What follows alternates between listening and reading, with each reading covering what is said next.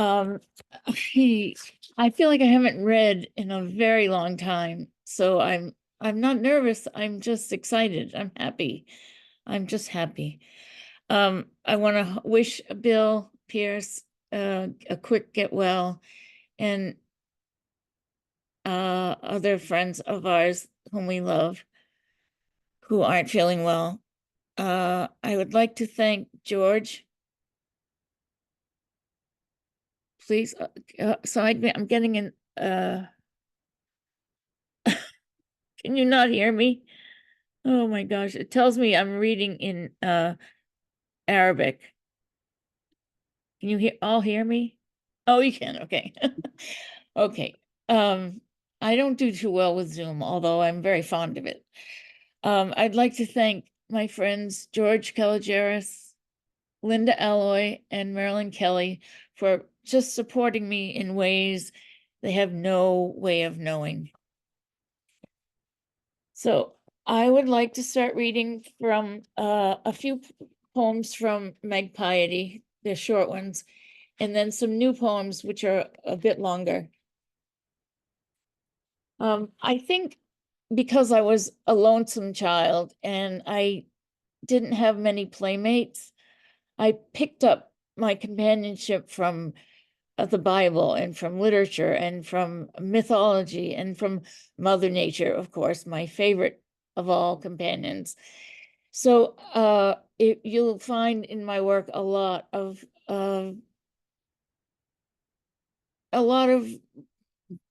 the old gods and the old goddesses, and that's just how I still see the world. It's still that way. I'd like to start with reading a poem called Daphne in Mourning. Daphne was a wood nymph who was chased by Apollo, the sun god, and she kept saying, no, no, no, no, no, we'll have none of that. And her father finally rescued her and turned her into a laurel tree. And this poem takes place when she's been a laurel for quite some time. And it's dedicated to my friend Carol Moldau, who is a wonderful poet in her own right. And her new book is coming out any minute now. So I hope you'll all look for it. I wish I could remember the name, but I can't quite think of the title of the book, but it's Carol Moldau. And this is the poem, Daphne in Mourning. Palm fronds have woven out the sky. Fog has infiltrated every vein. My hair has interlaced with vines. Cobwebs lash their gauze across my eyes. I've stood so since the world began and turned almost to stone some years ago. Who passes by perceives a lichened host, my girlish features ghostly, nearly gone. My bark is warmer than the dead's. Human blood still lulls the underside of leaves. My fingers hold the very dress I loved to dance in when dancing mattered, and it did.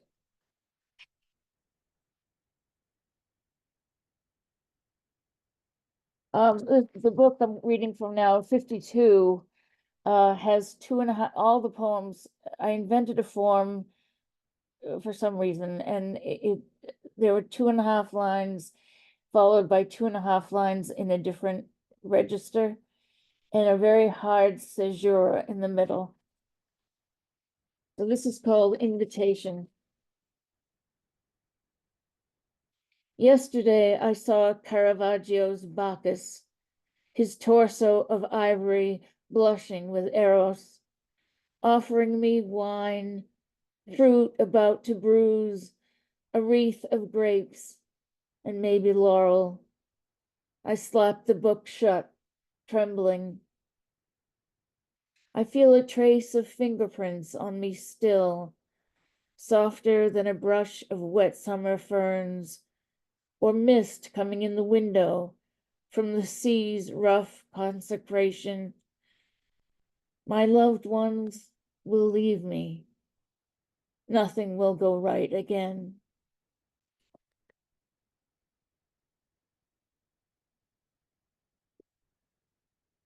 Oops.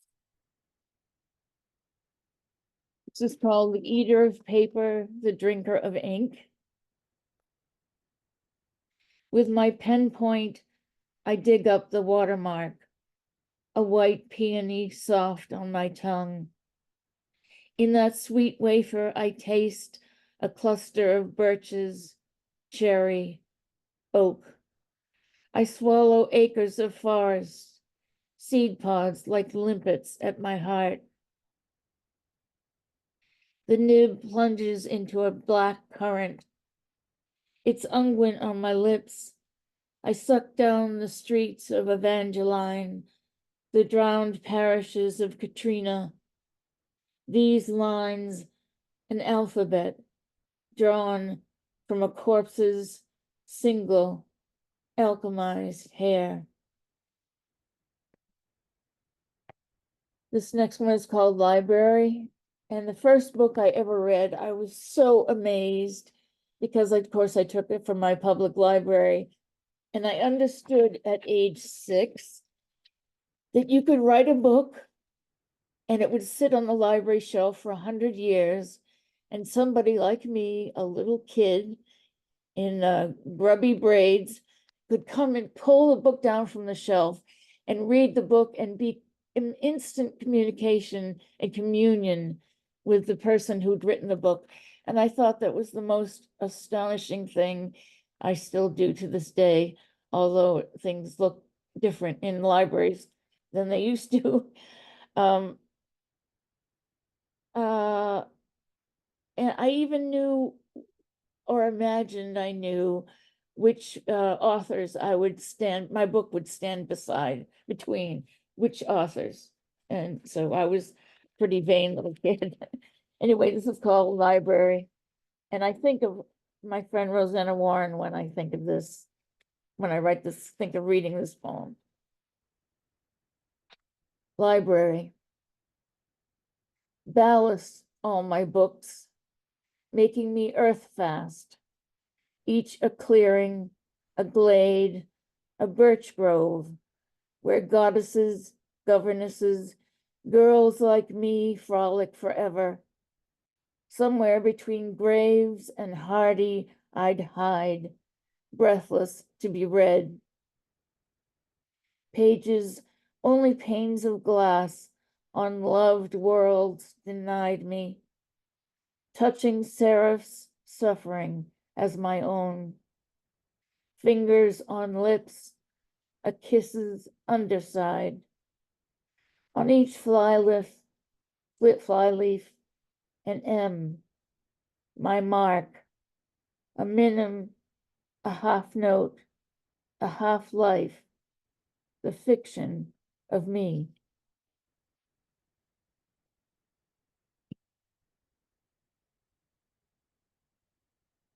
Me.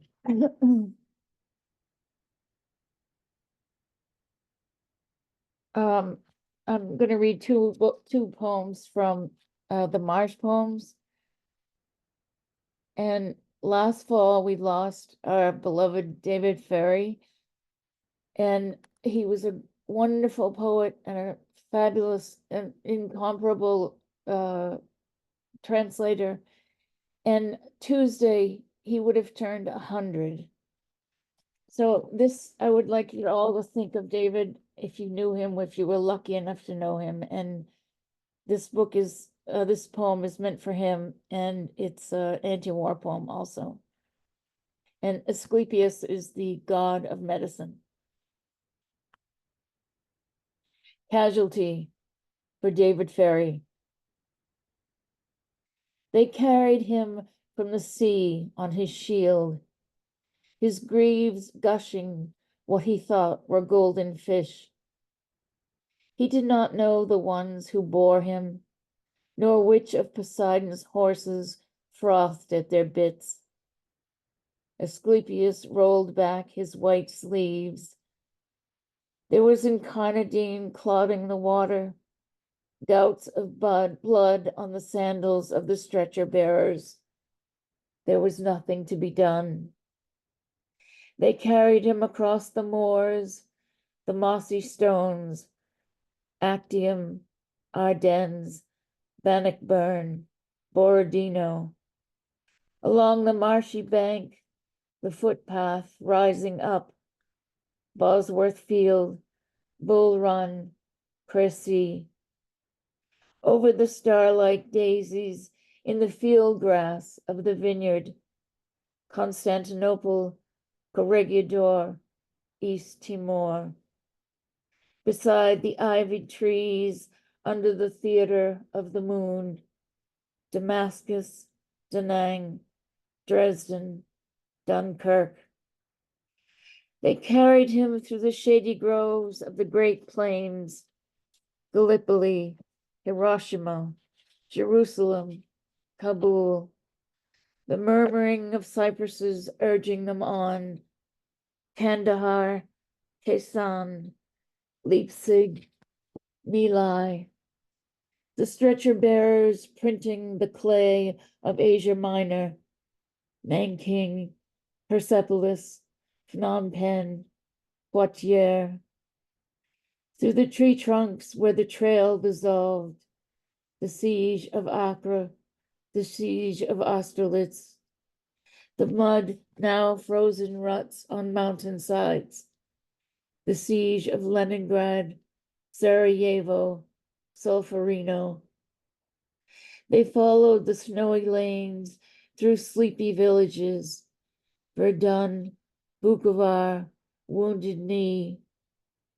They carried him under the rustling live oaks, cross over the river, and rest in the shade of elm and yews, the blue-gray mists of Shiloh, drenching every decomposing grave.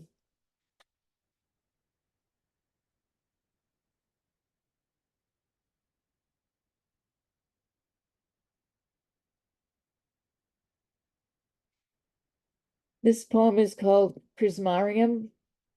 This is basically a history of my life. I lived for 45 years in Winthrop, which is east of East Boston and south and east of the airport, and it sticks out into the Atlantic in a great way.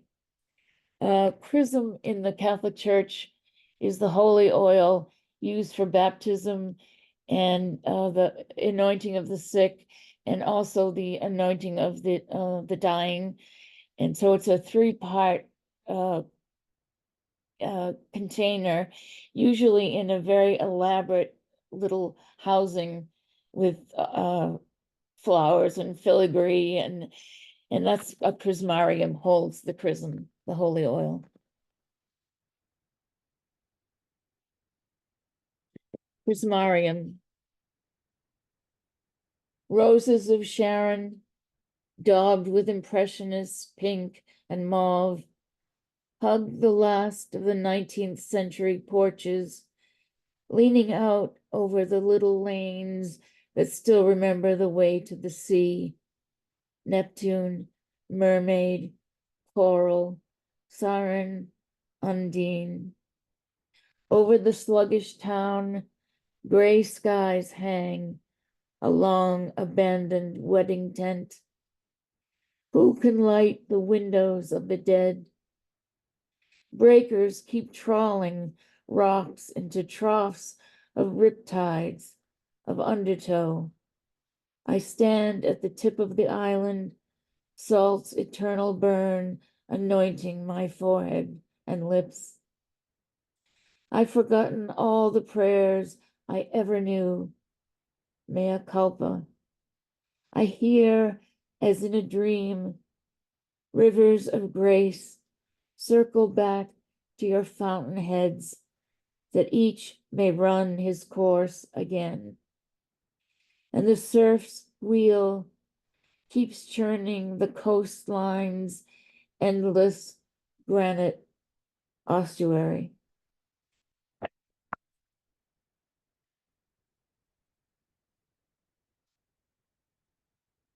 I'm working on a new book, and I started writing like mad.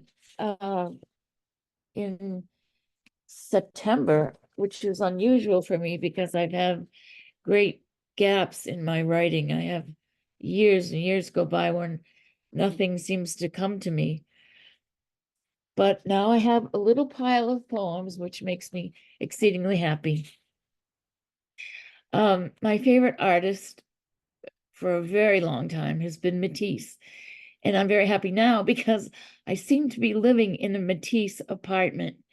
I can stand in my kitchen, look through a cutout into the space of my parlor, and look through my parlor through a window into the space outside where there's greenery.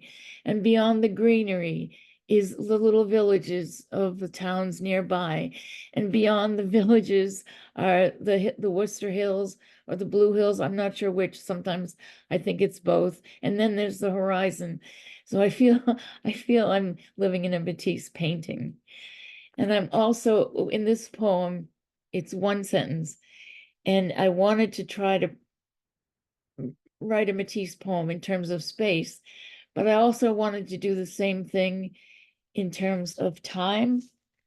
So we start out in the present day, and we the reader follows a light, and you can follow my hand, maybe this will work. And we go back in time.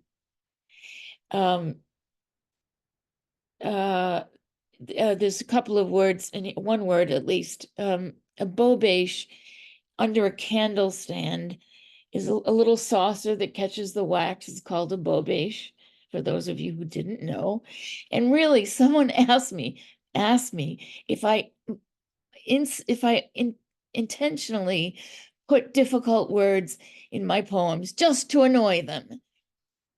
And I really took umbrage at that, but I said nothing. I just smiled. And the other term that no one knows is a doghouse hood. And if you think about the old cars from 1914, they had the hood that looked just like a doghouse. And that's the actual term of it, the doghouse hood. So this is called A Play of Light after Matisse. And just pretend there's a little speck of light and you're watching it, following it.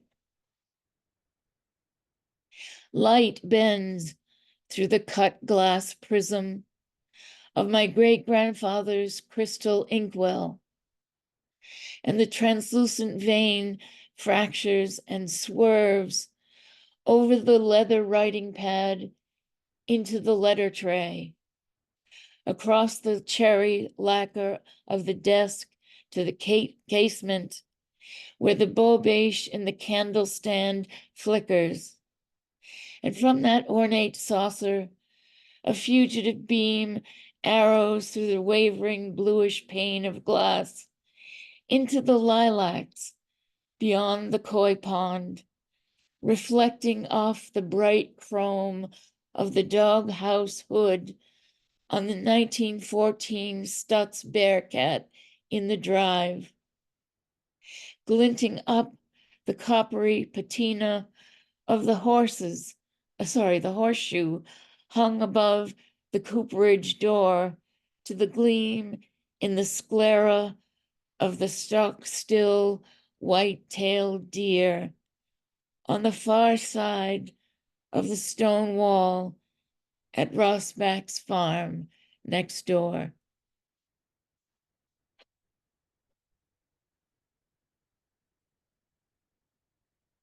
So here's a couple of annoying words. One is turnstone, which is a little red shorebird that sort of bounces along the shore, turning over stones, looking for something to eat.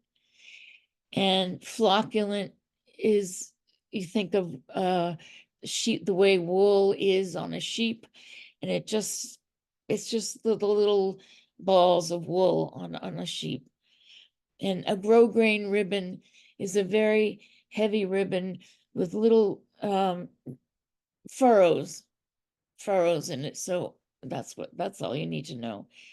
And what else? Oh, and katydids make the peeping noise that you hear at night in the summer in the country, and they're called stridulations. It'll be a test afterwards. This is called At the Equinox.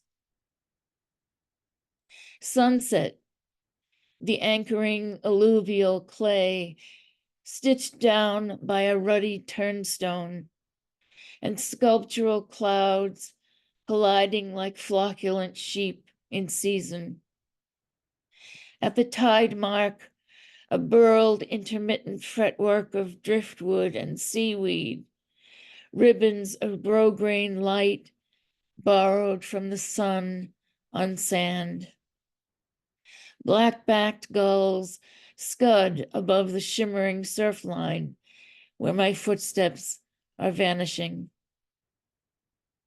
Inland and fallen, the laddering abacus of a treehouse reverberates with a quivering October frog chorus, filling the stone walls and fields. And katydid's stridulations repeat their messages, echoing with the squeals of children in summer, those who've grown and gone away.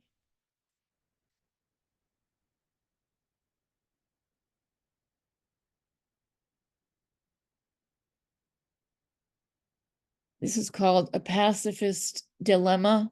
Pacifist. There is a dilemma for pacifists. That's not what I meant to say. I meant to say a pacifist decima. And a decima is just a 10-line poem, as far as I know. That's it. A pacifist decima. Heavy as an anvil, November's sky is dark. The war in Gaza is this color, the mark of a bruise, a bomb, a beheading, and hours of it. Day after day, there is death. Some say there are no sides, only sorrow. Here in my American town, the victory of fall is complete. What coalesced in the trees a week or so ago is gone. Clouds striate above the rooftops. Joy, though I've been scrupulous, is unattainable. I spent daylight savings Saturday night in the ER. My heart, its clandestine problems, avoiding discovery.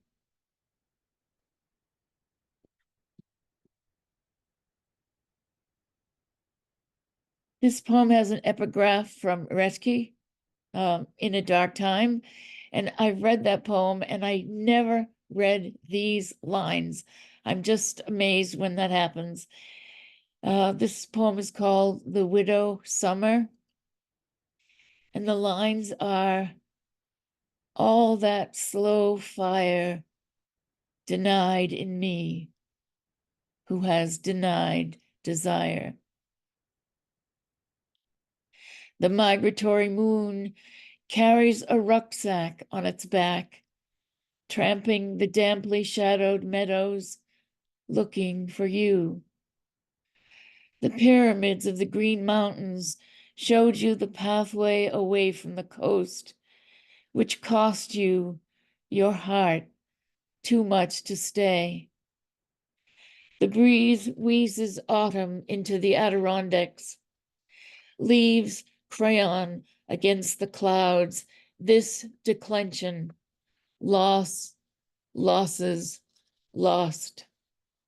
Above the cobbles of Beacon Hill, shutters shudder on Revere Street, on Joy, the last of the Boston Brahmins muttering under their tongues, Ivy's utterance tapping on blood-colored bricks. November hovers over the rowers, readying their sculls for the head of the Charles Regatta. It broke me to have you gone, pine cones ornamental on the common. Surprisingly bronchial this morning, the weather is contemplating winter, about to storm again into the city of the mind it never left. I have two more poems. First, I forgot to tell you, Mark Twain, in one of his essays or stories, I forget where, the first line is, "There is no weather in this book."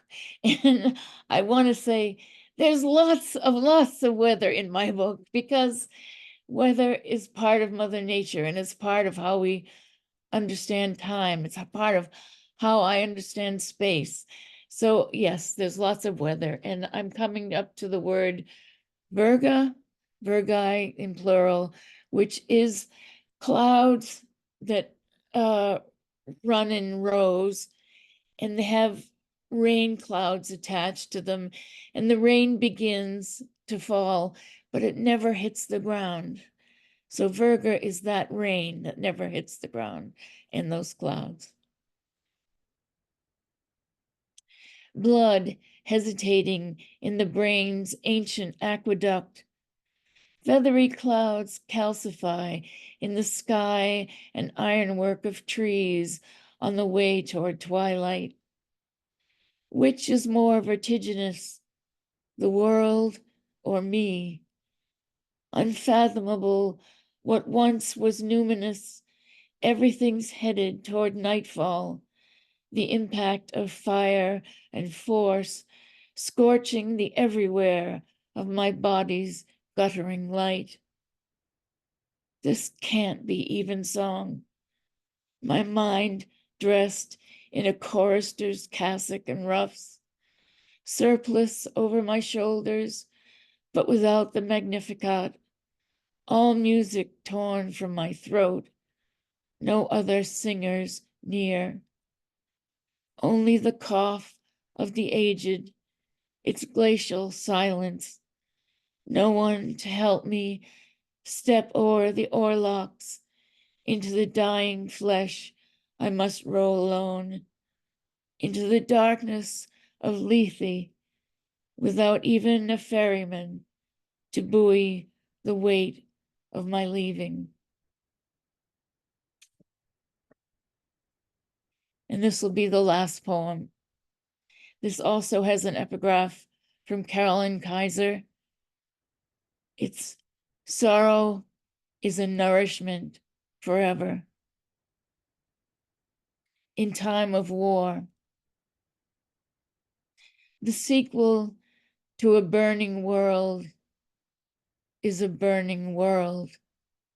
And the sweet viral incense from innocent dreaming drifts through diadems of field flowers from little maids in uniform who row after row lie sleeping in a sunny pasture, not powdered in meadows of crocus with Helen's Spartan saffron, but white with the crusted dust of detonated concrete.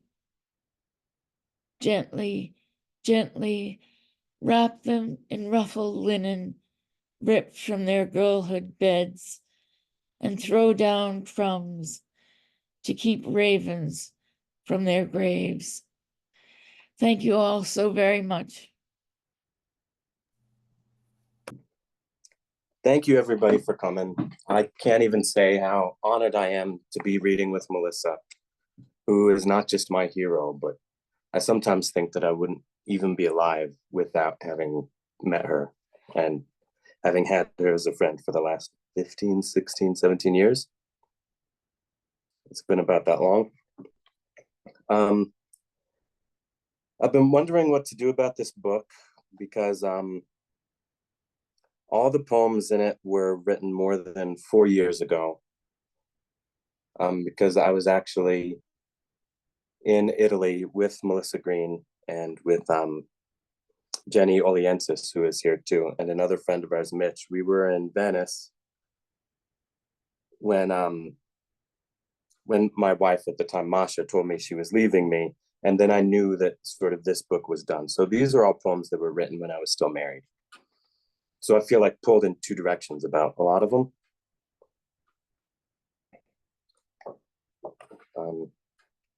So yeah, there will be some like anniversary poems and love poems that are a lot more abstracted now, are not the same as they were when I wrote them, to me anyway.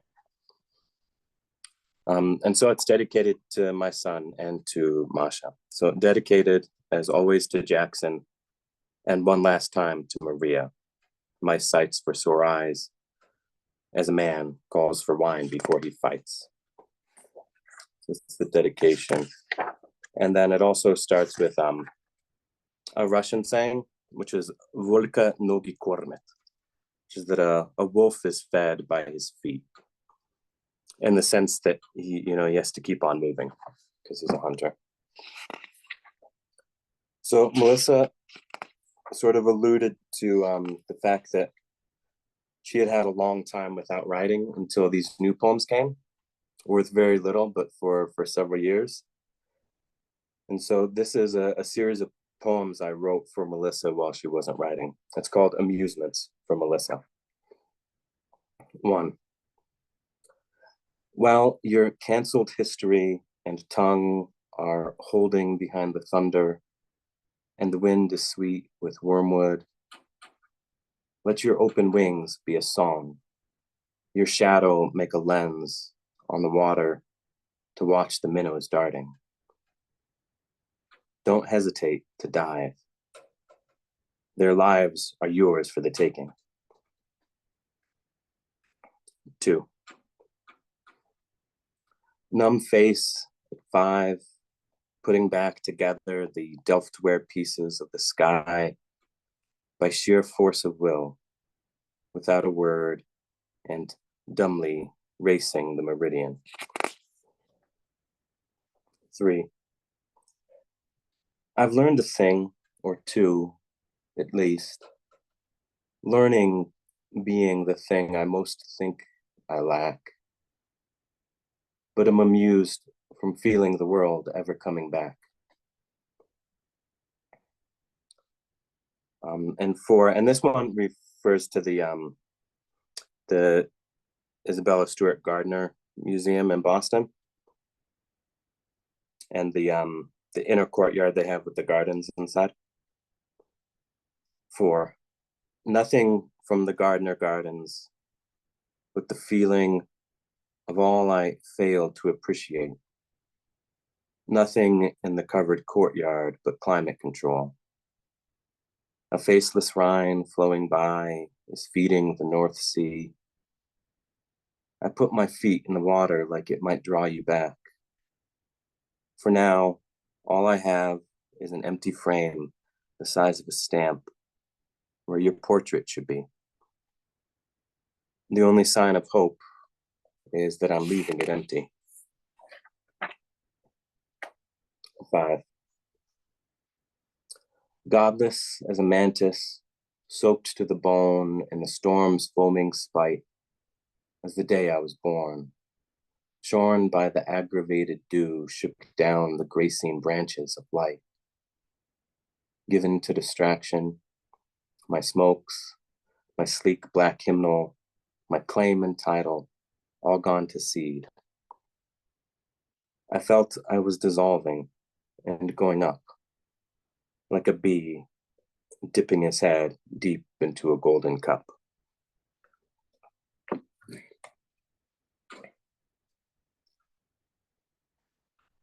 And this is a poem sort of, it's an idea that I have sort of hung on to for a long time about how we're, like, humanity shares itself, and we all have sort of like a communal feeling that we get in dreams, even when we don't remember them. And that is sort of like an archetypical experience where everything that can occur to you does occur to you in the dreams. And so this is a poem about that. In sleep, I draw the dark tight, so tight it lifts me up, almost in earshot of the stars' sweat-soaked hair. Your blood working on mine's seas sounding in my ear. I string myself out in dreams to bear witness. Witness cannot bear. But when I was a boy, my body wanted mostly to run and throw and bring whiskey to Apollo.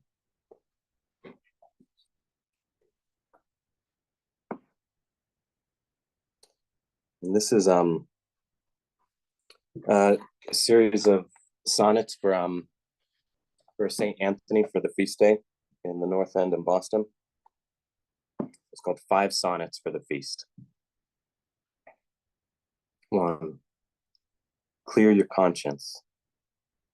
Plant your feet.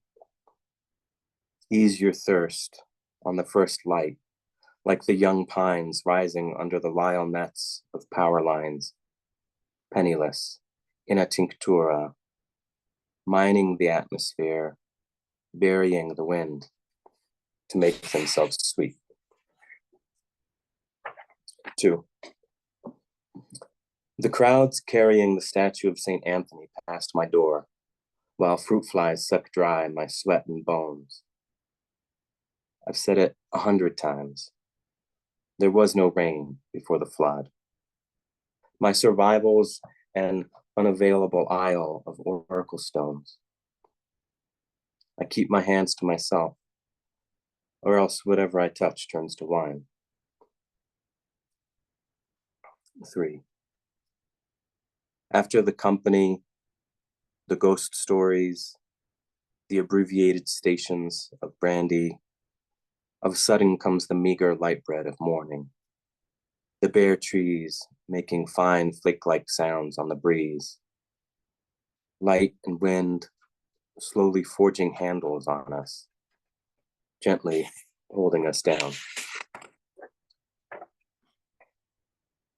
4. Truce. A street lamp gilded the last few leaves. A street lamp gilded the last few leaves of the maple across the street, leading my Dutch courage into trespass. Blackest mist was making frost, weather making music, antinatally sorites, messages unassuageable on the wind. Winter starved your fingers till they turned to wood, splintered thorns that won't come loose. 5. The gardener's delicate touch is still meant to hammer away its sense. You have me arcaded and strung out in the nursery of the new century, limbs all lunging up at the dirty light and twisting down their dim, airy road. Law and nature wind the vine ever tighter round the wire, self-spurred toward every bordered north and south. And then I wanted to read a Russian poem by Boris Ryzhy. And I know that there might be 1 or 2 Russian people in the audience with us. So I'm going to sort of embarrass myself and try and read it in Russian and then read it in English. But it's called Autumn, Osen. Boris Ryzhy was a poet who like really modeled himself after Sergei Esenin in the sense of sort of being like a hooligan and a punk, and also killing himself at a very young age in his 30s, which was, I think about 20 years ago. But a lot of his poems like sort of make gestures towards the Silver Age poets in Russia, which were the poets that were essentially writing between the wars. So from the Russian Revolution into about World War II, when almost all of them at that point were already dead and way too young. So this is, Osen. Уж убран с поля начисто турнец, и вывозлны свекла и капуста. На фоне развернувшийся небес шел первый снег, и сердцу было грустно. Я шел за снегом, размышляя о Бог знает чем. Березы шли за мною. Izgulbis noi Michales cerebro sculbis noi. Says they've already harvested the brown field, the cabbage and turnips and radishes. Snow fell from the unraveling heavens, and my heart was heavy, passing the cleared field. I walked after the snow, the birches after me. God knows what I was thinking. But in the blue mist, a silver interfering with the blueness. And then I also want to read a series of poems by Osip Mandelstam that were from his Voronezh notebooks. So at the very near the end of his life, he was in internal exile by Stalin, and he was being persecuted, and he was going crazy, and his eyelashes were falling out. And very soon he would be sent on a train to the Far East, where he would die in transit, maybe to a gulag. But in these poems about a goldfinch, it seems like he does like something really special, where he like shows this like real tenderness and identification with his persecutor, with Stalin. And I've been thinking about it a lot, just in terms of Alexei Navalny, who we know was just almost certainly murdered in prison. But like he would come and look at the guards and like go to court and have that smile on his face and still be able to joke, and which is, you know, very like saint-like to me. And so I won't read these in Russian just because they're a little bit longer. I don't want to take up all the time. But I've called them Goldfinch Variations after Mandelstam. And I guess I should mention one more thing, is that this was, you know, shortly after he had toured the Ukraine while it was in famine. So he saw like the millions of people who were dying in the Ukraine, and it sort of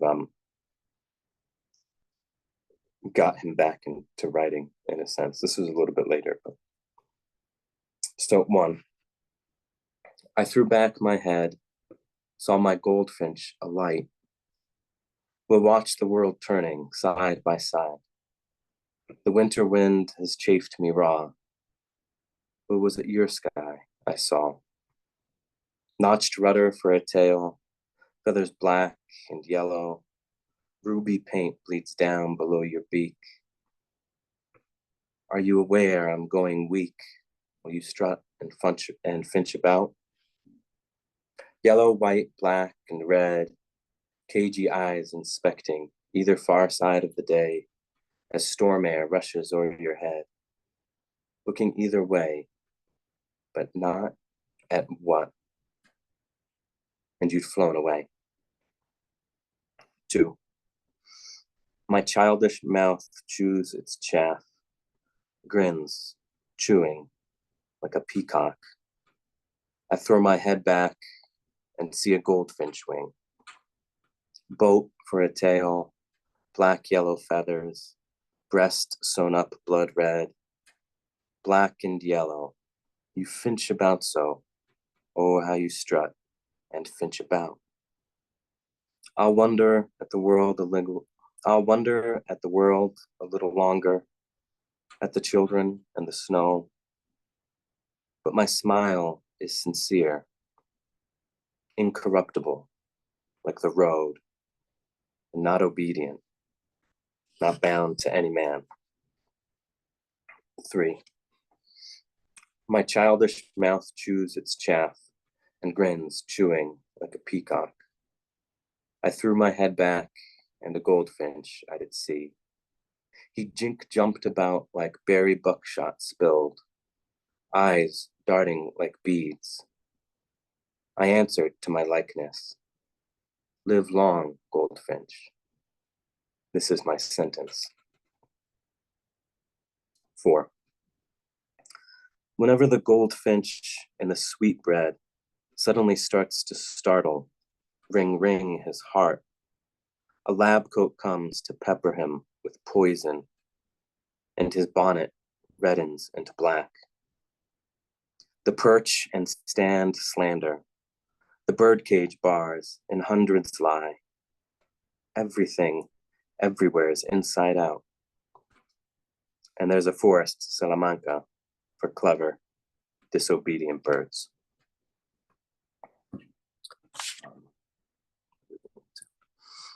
So I want to read, I visited with Melissa St. Lucia to see Derek Walcott.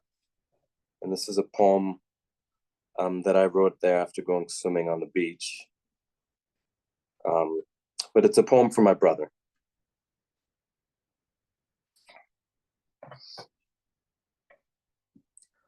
Groseilles, stray dogs loiter on the beach, pawing at the damp beds of turtle spawn. The shadows of the windshorn casuarinas scratch at the sand like starved hens. I go to the turtle, and her scars, on my knees, without words. I whistle at the dogs, stroke their coats, shake their teeth, wipe their eyes. I go to the birds, to the ship-feathered casuarinas, to the almonds and palms, to the lone pine. I take off my clothes to swim in the warm sea, soft as wind. I go to my body to pray to my brother, St. John the woodpecker, for a new tongue, for atonement with these creatures who are my fathers, who are pilgrims laying down their shame. But John, I have seen a sign. Yesterday, beside the highway, an egret was picking the ticks from a heifer's back. I throw my underwear on a rock to dry. And then I guess there's just a couple more I'll read. Masha and I with Jackson, we took a vacation on Corfu in Greece. And so there's that series of poems, and then there's an actual story that I've been writing stories instead of poems recently. So I think I'll end with all that stuff. So this is called Corfiat species. 1.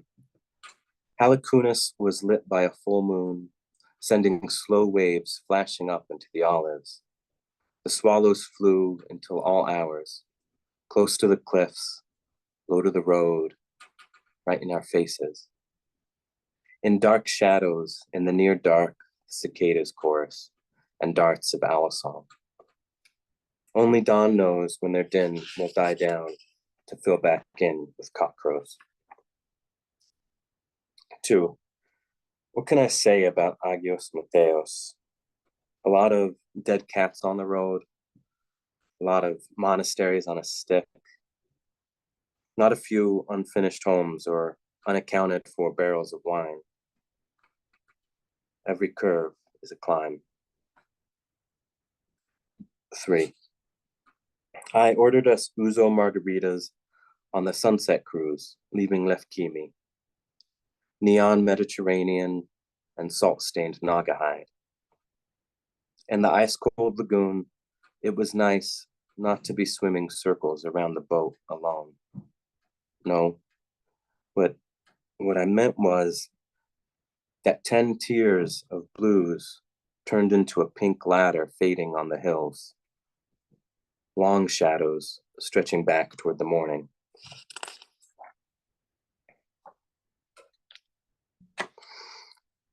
4. I wanted to recover what I don't exactly know.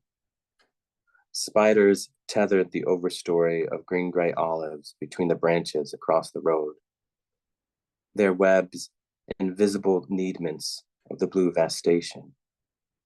Trapped solitudes stretched as if spider and sun still shared a single bed. But I laid low and resisted temptation.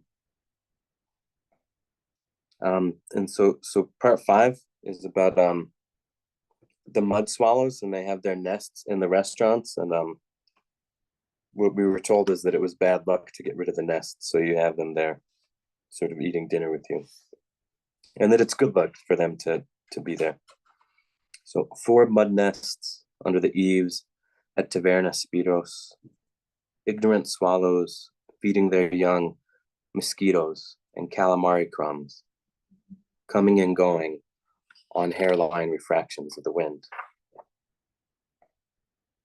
And then when we were leaving, Masha had her knitting needles, and they confiscated them at security and said that they counted as scissors.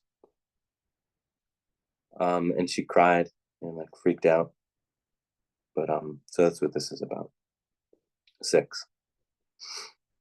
Arachne's scissors were taken at security by the gods, but not the weave nor pattern.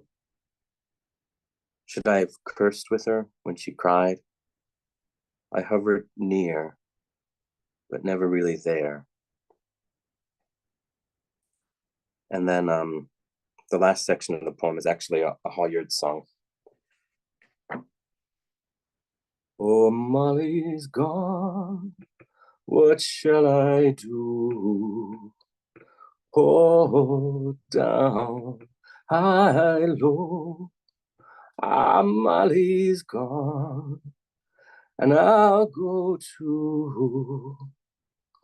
Mo's gone to high, low, Molly's gone to the Rio Grande.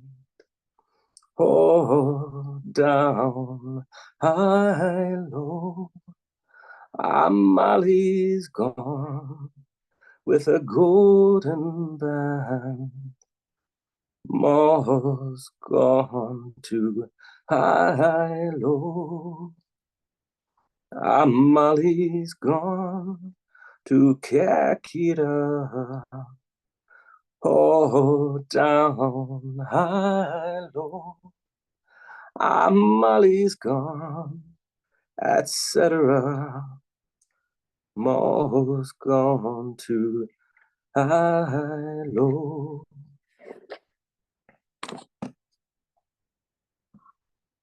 And then this last thing I want to read, it's called Augenblick, which in German is the blink of an eye, in the sense of like the moment, like the present. I think maybe even in like the existential sense of you can't get out of the moment in a lifetime. And you'll pardon my French, I cuss a little bit in here. So Augenblick, a sonnet. They fucked the dates on my visa, but there was nothing doing. I had to leave the country 5 days early, but only had enough on my card to change the first leg home. Maria bawled on my shoulder, like she always does at airports. The limbo between Moscow and New York was Dusseldorf, where Marilyn Monroe's mascara darkens the sky and water towers disintegrate in the shadows. The streets flow with alt beer. I don't know if I ever spoke a full word of theirs in the maze. For the better part of a week, I got by pointing at bottles and bodies. Day 3 or 4, a beautiful stranger, Dagmar, discovered me at the hotel bar and dragged me willingly by the hand into a taxi to Kern for Kolsch's on a cruise up the Rhine. I woke up a second after sunrise, back where I started, with a black eye. Flying home over Manhattan, there was heavy thunder. We circled JFK for 7 hours and had to land in Pennsylvania and refuel. They offered first-class films to commercial class while we were grounded, with their pathetic faces, because there was no customs. Not to be redundant, but why are waylays always bumfuck? We were held hostage. Someone 3 rows up even had a heart attack. She died in her seat before the ambulance on the tarmac could take her away. sans her son. The cabin temperature was rising to 100. Maria had waited for me overnight. She met me at luggage in a silk skirt with crocodile tears. In her eyes, I was always coming back from the dead. I took her by the hand into the handicapped stall in the first men's room, where I promised her on our knees I wasn't going anywhere anytime soon. Thank you guys very much for coming. I really appreciate it.